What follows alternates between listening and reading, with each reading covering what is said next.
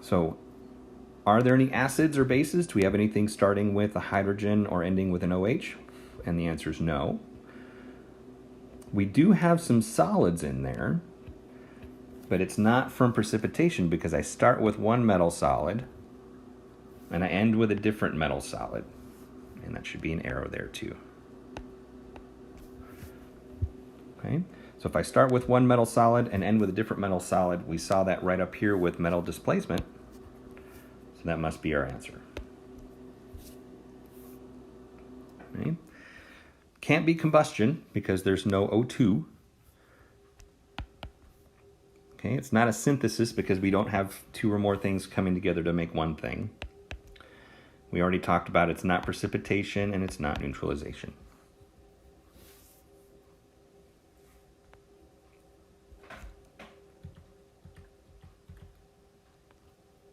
All right, let's predict our products. Okay, so check it out. I've got one metal solid all by itself here. So if I do a single displacement there, see what we get. We take and put a barium 2 plus with a bromine 1 minus. So we get a barium bromide, Br2, and that's going to be aqueous. And we get tin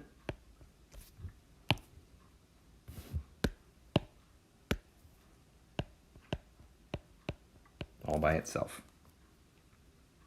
right?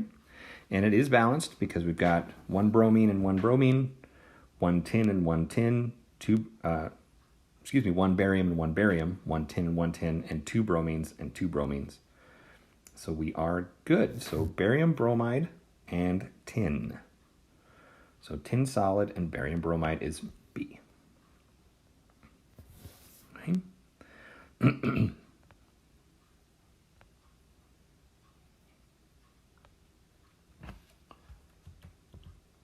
Okay. When an aqueous solutions of sodium chloride and lead 2 nitrate are mixed, what precipitate forms? So this will be challenging your nomenclature. So we have sodium chloride, and it says aqueous, an aqueous solution of sodium chloride, and an aqueous solution of lead 2 nitrate.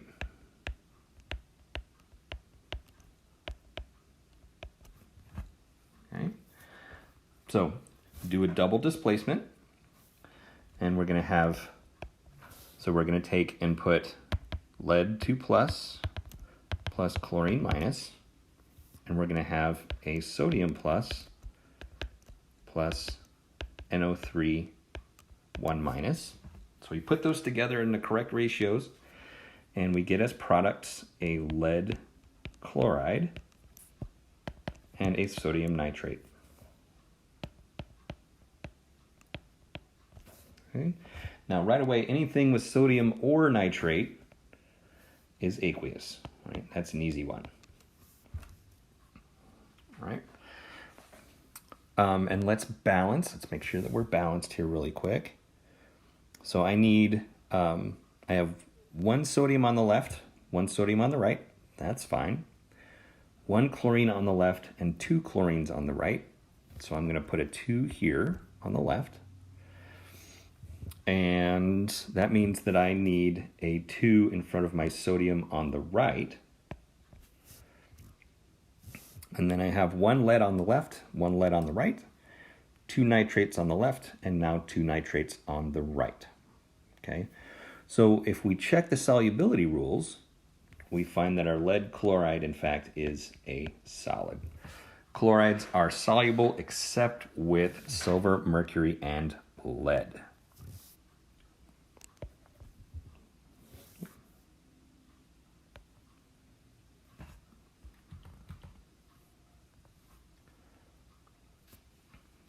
Okay, what ionic compound results from the reaction of copper metal with aqueous silver nitrate?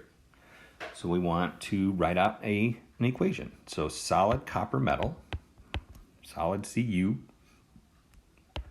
plus AgNO3, and it tells us that it's aqueous, Okay, so what type of reaction do we have when we are starting with a single metal and we do a single displacement? I'm going to trade places with the copper and the silver. And so I'm going to get solid silver instead and copper nitrate, which is probably the CuNO3 but it's not specific about what ion the copper makes. All right. Now, if we're being careful, let's go ahead and finish what we're doing. And anything with nitrates, those are all aqueous.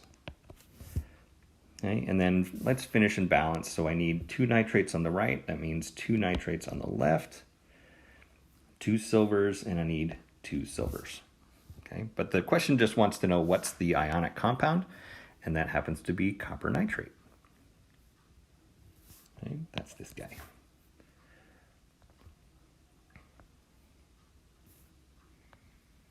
All right, dun dun dun. Solution stoichiometry. Okay, so you already know all kinds of ways to convert various things into moles. Okay, so looking at the various types of things that we know how to do, one of the first things that we did was we did from atoms to moles, and then the next thing was grams to moles, and then most recently we went from gas laws to moles. Now we have moles and liters, so molarity, solution to moles. Okay, but in the end, the stoichiometry part, this part doesn't change. That's moles to moles, right? Moles of one thing to moles of any other thing in the equation, okay? But now we have all these tools in order to get to moles and get out of moles, okay? So let's take a look at this particular question. So if 250 moles of milliliters of 0.1 molar calcium bromide reacts with excess potassium phosphate, how many grams of solid calcium phosphate will form? Okay, so in order to do the stoichiometry, I want to go from the potassium phosphate to the calcium phosphate. All right, so in order to do that, I need moles. Okay, so the mole ratio happens right here in the middle. Okay, so I want, and it's kind of small, so I'm not going to write it in there, but I want moles of calcium. Oh, I'm sorry, I misspoke earlier. We're going to take that out. We're actually going from the calcium bromide. My bad, because it tells the calcium bromide. Okay, the phosphate is extra, right? It's excess, so my bad. So here I want to go moles of calcium bromide,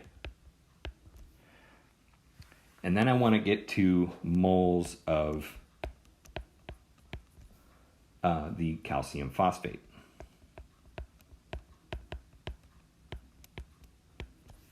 Okay.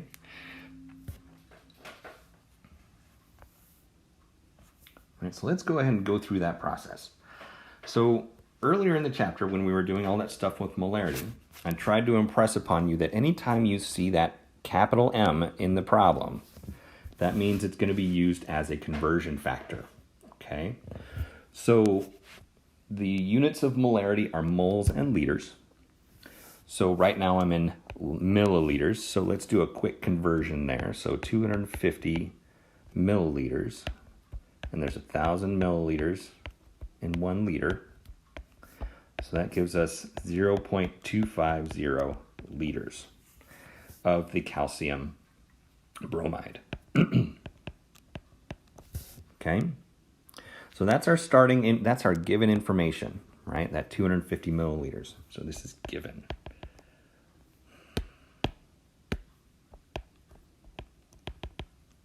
All right, so that's what we're going to start with.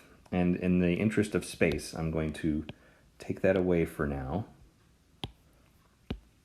And that's where we're going to start. So 0.25 liters of the calcium bromide.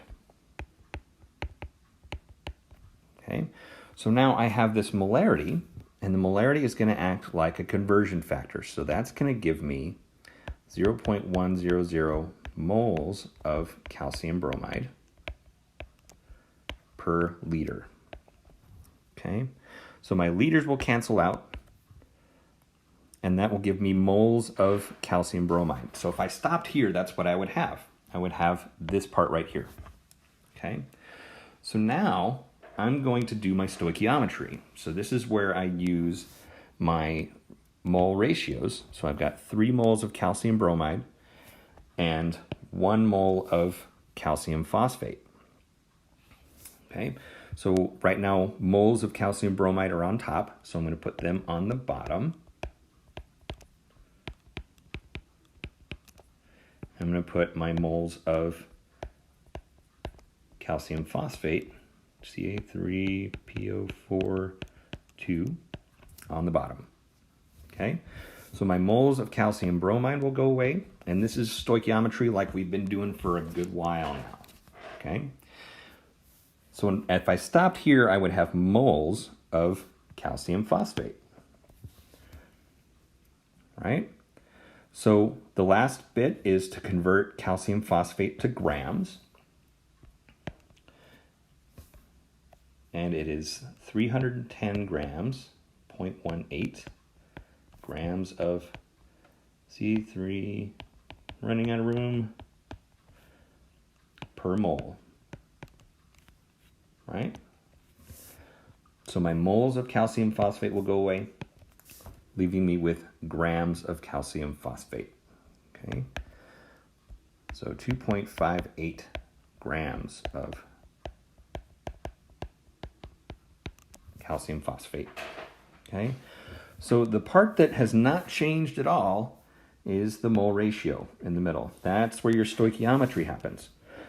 But we have multiple ways to get into and out of moles. So different paths to the mole bridge and different paths away from the mole bridge. Okay? And I'm sorry, but you got to start using them all. All right?